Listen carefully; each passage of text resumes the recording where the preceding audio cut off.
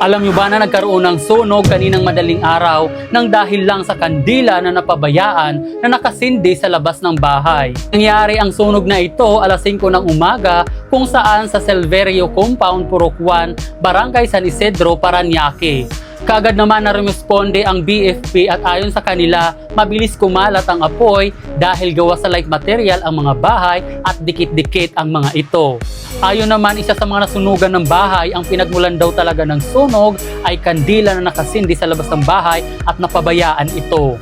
Wala namang may naiulat na namatay at hanggang ngayon ay patuloy pa rin ang investigasyon sa pangyayaring ito. Kagabi nagsindi kami ng kandila sa labas ng bahay dahil paniniwala ito ng marami bilang pag-alala sa mga mahal sa buhay. Pero binantayan namin para maiwasan magkaroon ng sunog. Kagabi ay tinatawag ito na All Souls Day.